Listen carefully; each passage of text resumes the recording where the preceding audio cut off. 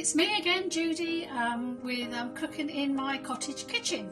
I thought today I would put together an orange drizzle cake. I know I have done that when I was doing the camper van, I think, but I was making one anyway, so I thought, well, let's film it and hopefully you'll enjoy what I've made. Basically, what I've got in here already weighed out is 8 ounces of self-raising flour, 8 ounces of caster sugar, 8 ounces of soft butter or lower pack, which is something I always use, a little bit of vanilla essence, and 4 eggs.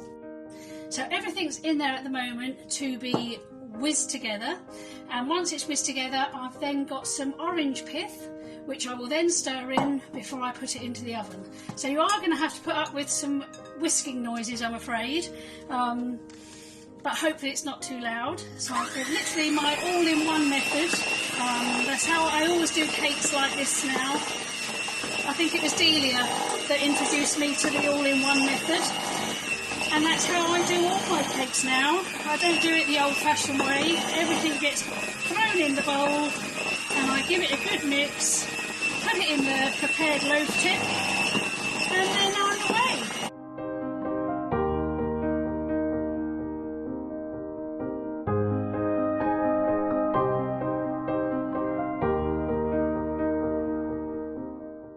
So basically I'm now going to just scoop around the edge to make sure I've got everything in there. I'm now going to place in the orange peel, or orange pith I should say, which is quite coarsely grated, but it does have a nice, gives the cake a nice flavour. And then once it's cooked and I've got it out of the oven, I'm going to squeeze the juice out of the orange, mix that with some sugar, and then that pours onto the cake at the end when I take it out of the oven and it's warmed a little bit. So once again, what I'll do, I'll show you the cake before it goes in the oven, and then I will post a picture for Maddie to put up with a recipe as well and timings for her to put on the page. So here's my loaf tin with greaseproof paper and with butter on it to stop it sticking.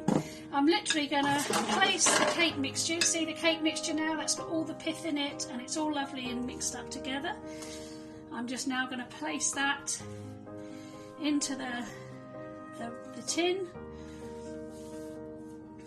And I am a bit lazy when it comes to baking cakes. All of my cakes start off the same with the 8 ounces of all the dry ingredients, 4 eggs, and then whisk it all together, and then I either do a lemon and lime drizzle, or I make an apple and a nice apple. I just lay apples along the top, or pears or plums.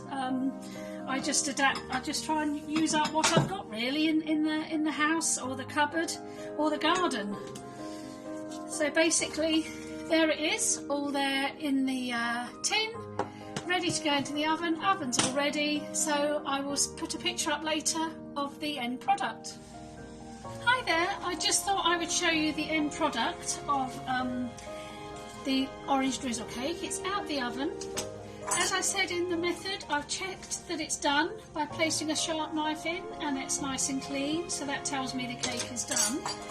The next step, what I do is I'm going to prick some holes into the cake, and then I'm going to pour in the orange juice and sugar mix, and then it'll be ready to try with a nice cup of tea. So I'm basically going to press down with a fork about 5 times on each side. That means the juice can run into the cake and make it all lovely and orangey and sugary.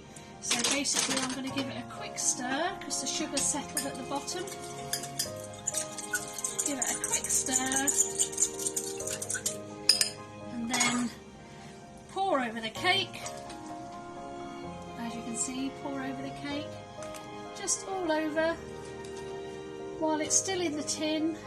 The last few spots of sugar to go on the top, and then there we have orange drizzle cake. I'll take a picture when it's out the tin. It's a bit too hot to take out the tin at the moment, and it'll be ready to have with a cup of tea. Okay then, bye bye.